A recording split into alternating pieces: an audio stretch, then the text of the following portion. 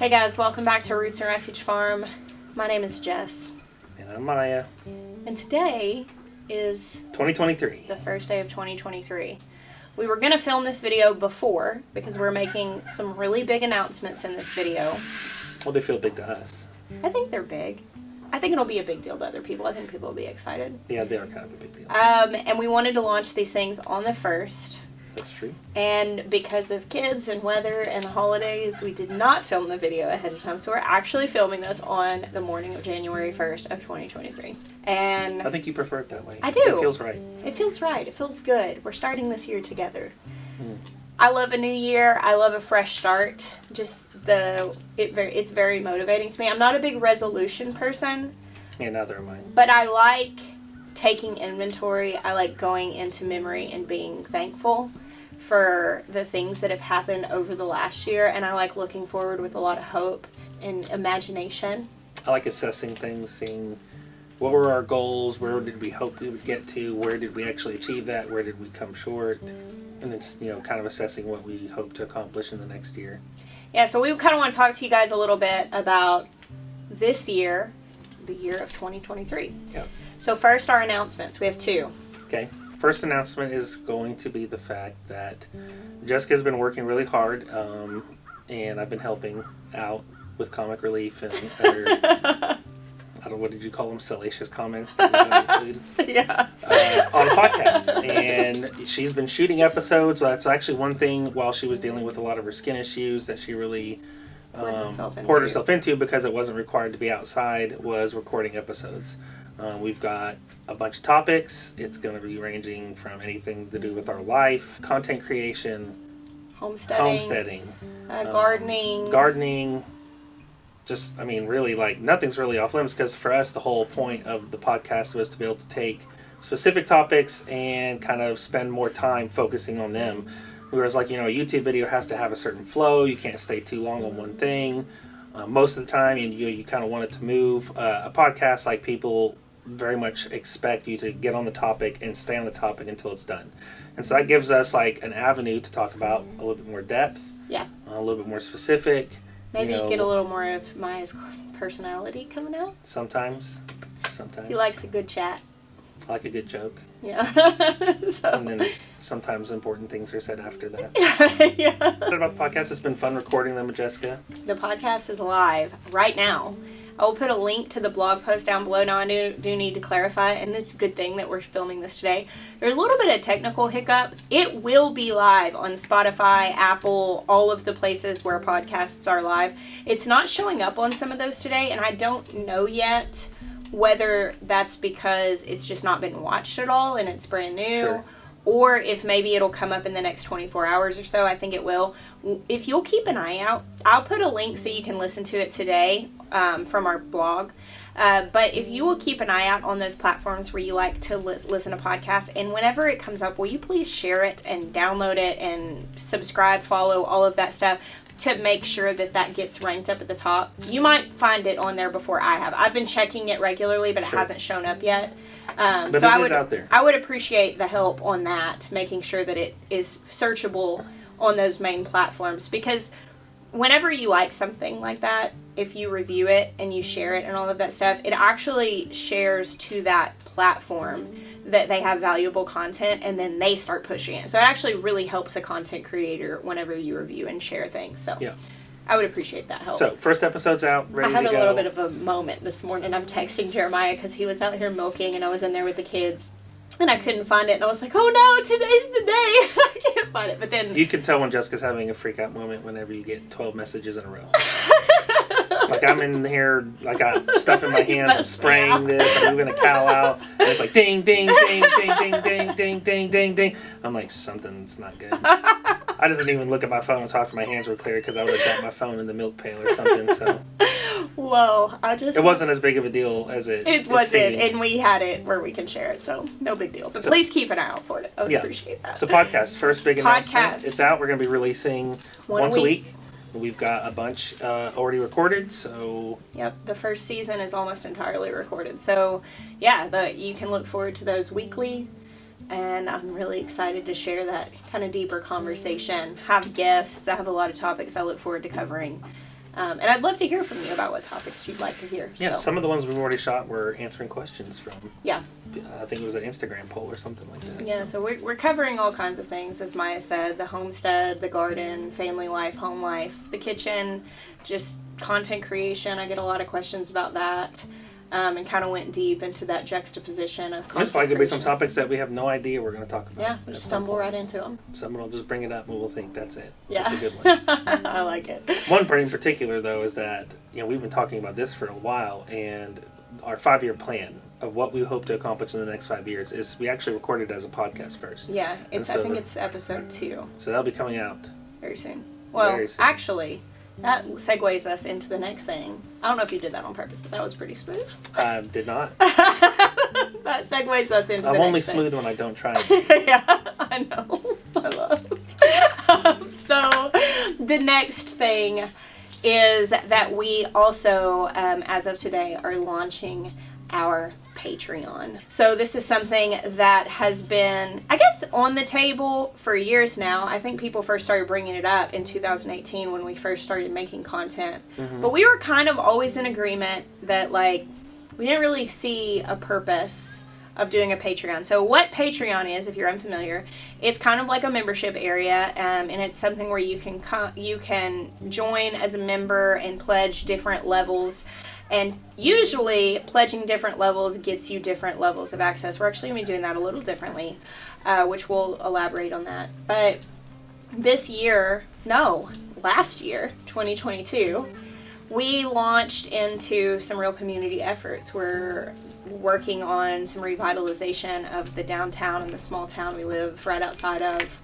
We're looking to teach our community how to grow food and create kind of a hub for people to be able to come. We're working with our partners, Murray McMurray Hatchery, and then we're also we're going to be selling roasted coffee, which will be available by subscription or by online purchase, and opening a coffee house. And our vision here is just to skim over the top of it. This is not the full vision, and that will be on the podcast in depth, the 5-year plan. The vision is to really seat a community in food growing. One of the very important things whenever you're living a lifestyle like this is that self-sufficiency is just, it's really not obtainable. There has to be a community that can community sufficiency. Yeah, there really has to be community sufficiency. There has to be relationship. There's only so much that you can do on your own. That is, I would say, been a hard lesson for us. Yeah. Because we were very self-reliant, and the truth is that we're stronger together. Yep. Over the years, we've shared with you guys that we have these big dreams and this desire to reach a community, and we've had so many people reach out and say, how can I get behind you? How can we do this? Why don't you create something like this? But it honestly just never felt like the right time. Yeah. Until this year, where I actually feel like it's finally been an aha moment for us. We can preach the importance of the community all we want, but that's also going to have to require letting people help. Yeah. And letting people have a part. You can't rely entirely on yourself while telling everybody else to rely on other people too. Yeah, that's hard. It makes, it's because you're opening yourself up. I mean, really, in doing stuff. Oh, I'm sure we'll get criticism for this. That's what I'm saying. Every decision, big decision that we've made has been met with some level of criticism. Yeah. And it's like what you kind of said earlier in this week in a vlog, just doing it scared. We waited on this. We were patient. We felt like we really considered it. We feel like we're going to do it well with excellence. Yeah. It's not going to be... I think it's just going to be a good thing. Now, is everyone going to understand it? No, that's okay. They don't have to. We're going to do it because this is what we feel led to do. And it's requiring us to open ourselves up to ask for help. Yeah. Really is what it is. To say, hey, here, we could use your help. Absolutely. So, basically what Patreon is going to look like is there is going to be exclusive content behind the Patreon paywall. We're going to be doing a monthly live on Patreon, a live Q&A. Yep, which we haven't done in a long time. We haven't done it in a long time, and actually, I would not have considered doing it in public again because they had become such a point of stress for me because of the porn trolls and the attacks and the people trying to trip you up with trick questions and trying to get you to say the wrong thing so they could cancel you. And like, it was such a point of anxiety that we stopped doing those kind of for our own mental peace. And Jeremiah's brought it up a few times, and I'm like, man, I just don't know if I can handle it. Like, I don't know. And so when the conversation of Patreon came up, I was like, you know what? I could handle a Q&A with people who obviously are supportive. Right. So that's what we decided. We're going to do a monthly Q&A. There will be some exclusive content that's dropped in there. You will get early access to the podcast. So right now, there's one episode that's live to the public. Right. There are 2 behind the Patreon wall. So there's 2 available as of today. Which the second one being... Division. Division. We have some other things that we're working on as far as exclusive content. Justin has given us the go-ahead to put Wilder Still on Patreon. All it's not there episodes. Yet, but that's coming. Yeah. That'll be dropped there. And so it's going to be something where we put...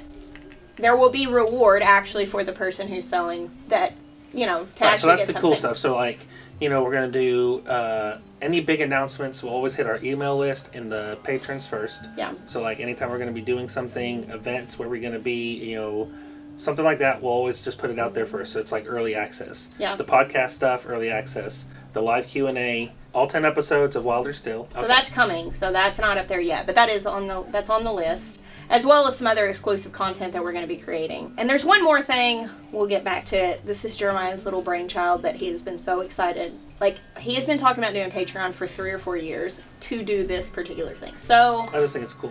Thing that we wanted to do that I think is maybe a little bit different, but, and I don't know that it is necessary. If I was to go and ask like a business advisor, they might not suggest this, or even a marketing, advisor, they might not say this is the best idea, but... We've never really listened to that sort of stuff, but... This is just what we really felt. Because... I understand there are people who giving $20 a month or whatever it is no big deal. But to some people, giving $3 a month is a big sacrifice. And so we decided instead of making different paywalls get different access, that they're all the same. Right. So you get the same live Q&A, you get the same content, you get the same early access at the $3 a month paywall or at the highest paywall. Right. Just because we really want to honor the heart of giving and know that when we say, hey, if you want to get behind us, here's an opportunity to do that, people are going to get behind us, not just, for what they can get. Because really, I think people are joining these things to support the individuals that they're supporting. And we really felt like this gives us the ability to just leave it up to you guys. Yeah, for sure. The link to that is down below. The last thing that is our Patreon perk for our patrons, and this is not listed on there yet because we haven't got all of the logistics worked out because we're still nailing down dates. So we are actually going to be grand opening the Carolina Homestead Exchange this fall or towards the end of this summer. We're nailing down the date, and everyone who is a patron is going to be entered into a giveaway to win an all-expense paid trip to come to the grand opening, as well as come have a meal on our farm and get a tour of our farm during that trip. So we're still working out the logistics on that, but it will be expense paid for, this person up to a certain number of people. Right. So that is a pretty big deal and pretty exciting. I just thought, I don't know, like I said, it's been one of the reasons why I've wanted to do Patreon is to be able to offer this. Yeah. Because I think it would be something. He saw a family that does YouTube that has a sailboat, and they basically did a giveaway where you could win a trip to go sailing, and he just thought that was the coolest thing in the world. And he has talked about it since then. Yeah. And we we've been talking about like, well, when would we bring people out? And so the grand opening just sort of was the aha moment. And then we'll see what happens after that. Yeah. That's something we'd like to continue doing on a regular basis, where when we have an event at the exchange, like we'll maybe do that around those things. Twice a year, once a year, give away a trip out here to be able to attend one of our events and come spend some time on the farm, because I think that would be really special. Yeah, and I love cooking for people, so I think that would be really sweet to get to cook for somebody. I love talking to them. So those are our two big announcements. podcast available for everybody. Patreon available for anybody who wants to get behind us in that way. Both of the links will be down below. And now let's talk about 2023. What are you talking about? Why are you clamming up? Oh, you're not hamming up. It threw me off. We met this week. Our business partner Tom came in and we met and kind of talked about the timeline on things. It's looking amazing. We got some really good news as far as how things are going. We are currently working on opening up a weekly farmers market in Batesburg. That's something that we've got slated and are working out the logistics on that. We had planned on opening that with the store, but we decided to push the grand opening back, maybe get it soft open for a little while to work out the kinks, because already we're expecting a pretty big crowd. You're sounding out. Well, I was just listening to what you're saying. I was just very excited to be a part of it. I'm like, I want to go to that. You surely will, I'm sure. We're very excited about the stores, and I mean, I guess that it would be easy to be like, that's the big thing for the year, and it is. But I'm actually feeling on a very personal level some other things that I'm feeling really, maybe more anticipating than that, if that's possible. So someone made a comment on our channel the other day, and I really pondered it, and they said, I'm so excited to watch this garden season unfold, because since 2018, when you started, which 2018 was like my first year really sharing the garden season, they said there's been something that you've been kind of contending with every year. So 2019, your mom had just died, and so that garden was just filled with, you know, bittersweet, and there was grief laced through, and there was all of these different things, and it was really great, but there was definitely this thing that I was contending with. And 2020, obviously, was COVID. Yeah. 2021, we were getting ready to move here, so that was the big moving year. And then last year, 2022, we were kind of like still establishing, building the garden as we went, but I was also very sick last year, and I haven't gone into a great deal of detail about that. Basically what happened was that I have a long history with problems with my urinary tract, and I started to get really sick, and it's something I've dealt with for a long time, a little, but then it started to get really bad, and moving really triggered it into like a new level, which stress, you know, that sort of thing. I also wasn't as active as usual. We ate way more convenience foods and junk than we normally did because we didn't have the garden and we're moving, and it was just really that kind of triggered me into like being really not well. Yeah. So I started to go to the doctor and essentially was transferred to a urologist, and went through. About a year ago. Yeah, it was this time last year. It got really bad this time last year. And then into the gardening year, it was still just like not great. With no answers. And I was going to urologist, and they were giving me lots of medicine because I was having infections. And it was all the antibiotics that triggered the skin thing. Everybody has asked me, well, are you allergic to this? I ate antibiotics for just months on end trying to get on top of this infection, which was actually being misdiagnosed. I was getting infections in my urinary tract, but it was because I had a very, very severe infection that was in my reproductive tract, my digestive tract, and essentially those were being missed because of my history with urology. Yeah. And the urinary tract infections were actually secondary to the other things. Right. And so I would get medicine, and then I would start feeling a little bit better, and as soon as I was off it, I would start getting sick again. And it was debilitating. It was absolutely... I didn't realize how bad it was until I started to get better. And Jeremiah can tell you that, like, this fall, November and December specifically, you guys know, you noticed when I started to get better. Like, I mean, obviously, it's obvious that I feel better. There have been multiple times that he's found me just sitting there crying because I'm like, it was so bad. And I'm just resilient as a person. And so I was just kind of I didn't know how bad it was until it was gone.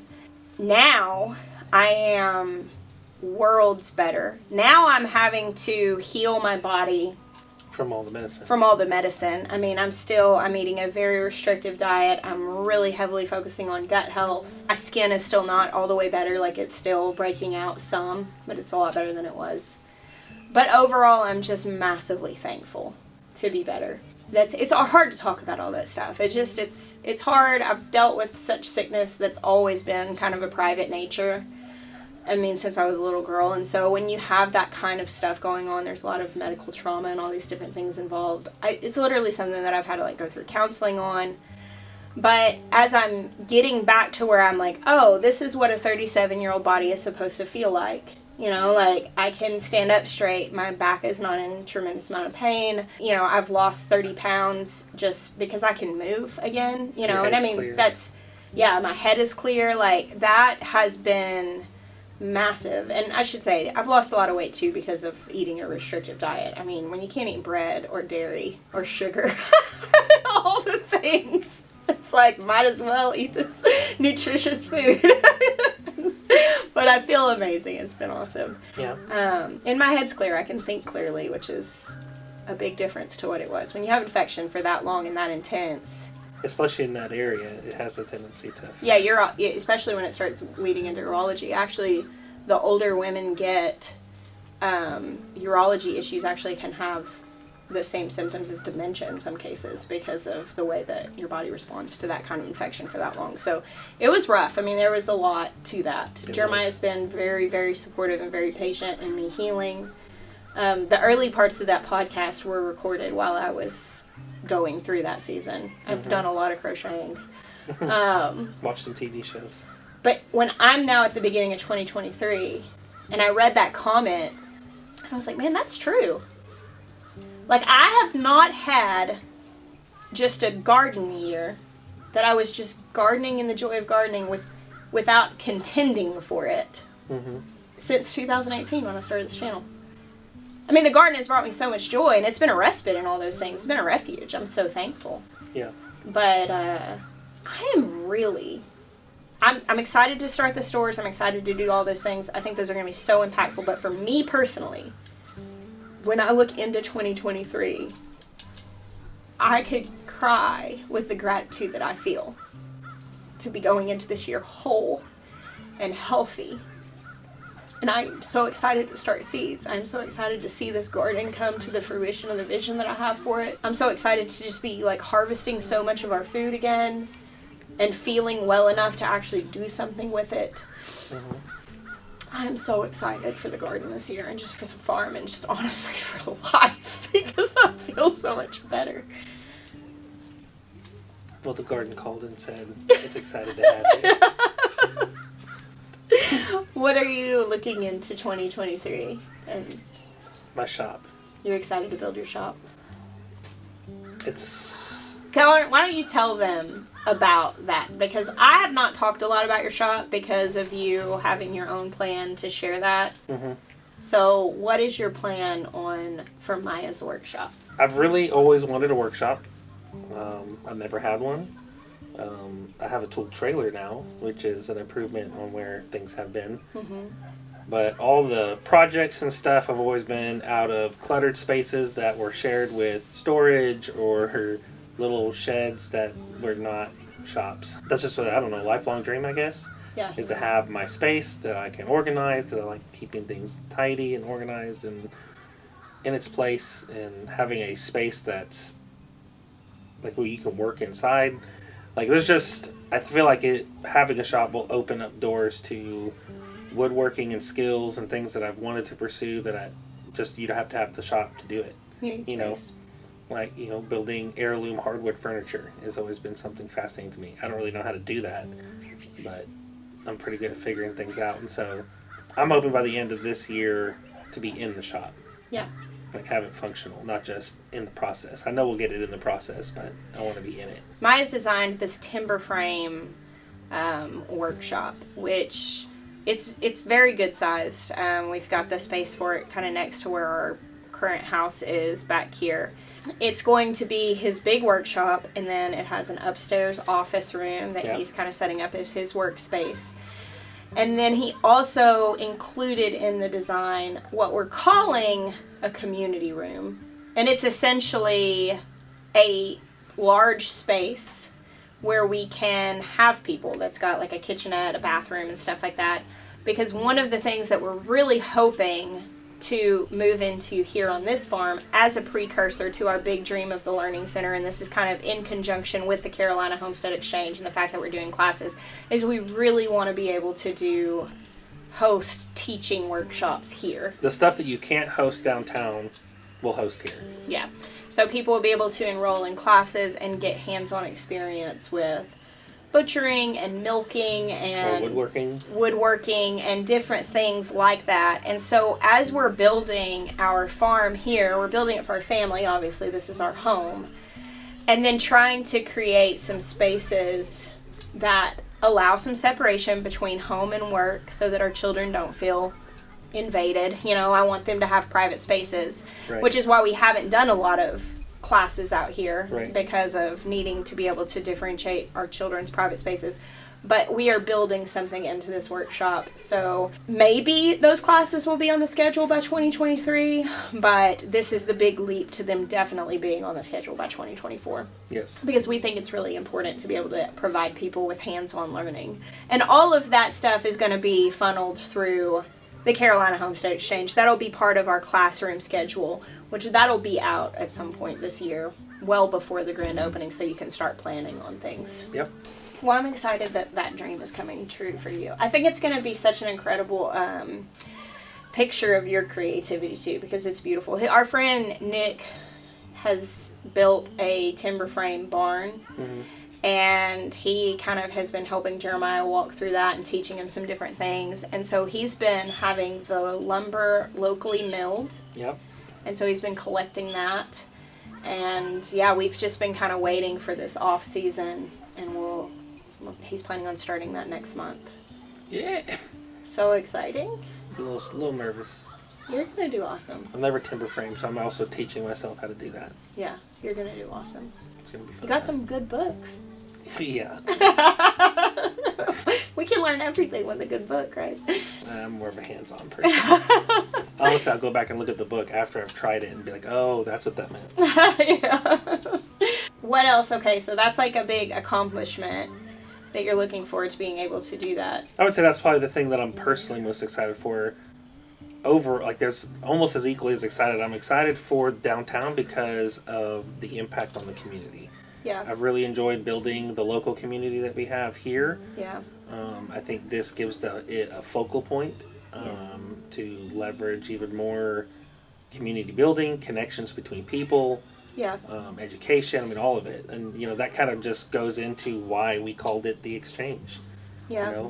There's going to be more than just an exchange of goods for monetary value. There's going to be an exchange of connection and information and community and inspiration and resources, hopefully. Like, we want to do a seed bank or like a free seed library where people can come and donate and take seeds and leave seeds and different things like that. We want to do like a tool rental place for specific stuff like butchering, like being able to rent a plucker for the weekend and a scalder to be able to process your own birds. And because so many things on the homestead are such a big heavy investment, when you're just doing it for your family, it doesn't always make sense to make that investment, so then you end up doing a job harder than it has to be. So we're hoping to maybe make some resources more readily available for people to dive in. Yep.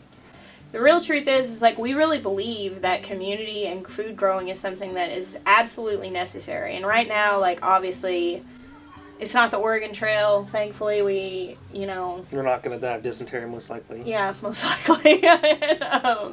And, we can still go to the grocery store, but as food costs are rising and more people are turning to the homesteading world, I don't want them to turn and say, oh, this is too much, it's too hard, this isn't for me. I want them to turn and see a community holding the door open for them. And obviously, we're talking about something local, and we're looking for ways to make this available to other people through online resources, through shipping, through different things. But our real hope is to create something that can be emulated, because I think that localization and communities being built all over are important. And there are so many people who've reached out to us since we started, and they'll hear like the vision we have for the Learning Center and having housing and a farm-to-table restaurant and a retreat center and event center and like all the different things that we want to do in the longer term plan, and that everything we're doing now is kind of just building towards that. Because we always turn our waiting room into a classroom. So if you have a big dream or a big goal or a big vision, we always want to try to orient our steps in that direction. And that's what all those things we're doing is. My hope is that all the people who've come to me and shared, we have a similar vision in Austin. We have a similar vision in Montana. We have a similar vision in all over. We've heard all over of people who are sharing their visions all over the world of wanting to localize food and build community. And my hope is to create resources to make that more doable. I think we're going to really see some movement on that in 2023. I agree. Congratulations. Pleasure doing business with you. Yeah. Well, what are your hopes for 2023? What are you thankful for today? I'm thankful, first and foremost, man, I am thankful for being well. Yeah. And when I look back on the last year, I'm thankful for Maya, for my kids, just for the immense amount of grace that I have experienced in the relationships that I have. And the number of people who have shown me with their actions that, like, me healing was important to them. Even when it came to times of being selfless, and that's very precious to me. What are you thankful for looking back at the last year? I'm also thankful that you not just are feeling better, but like we have figured out why you're in that state. So it's not an open-ended thing. So I feel like it's kind of put a fresh feeling of hope within you. Yeah, that's definitely true. It's hard to feel hopeful whenever you're in a tremendous amount of pain. And since you're our inspirational leader of our family, that's good. Just got a little touch and go there for a little bit. Thought I was going to have to step up and start giving motivational speeches to the kids. So I'm glad that I didn't have to do that. I feel 2022 for me also really just settled us fully into South Carolina. Yeah. Like, it's home. It's home now. Like, I can go somewhere without having to pull a map up. Yeah, that's true. Most places. We also have just incredible people here, which is awesome. Yes, that's true. Great community, family. It's just, I don't know, it was one of the best years. All right, so what are you guys thankful for? What are you looking forward to? Share down below. The links to the podcast and the Patreon will be in the show notes as well as the comments. It's Katie. Oh. She's just making sure to get more mud all over her face. Thank you guys for hanging out with us today and all the days that you do. And for coming alongside us. Yeah, for sure. We're excited about it. We bless you guys. Until next time.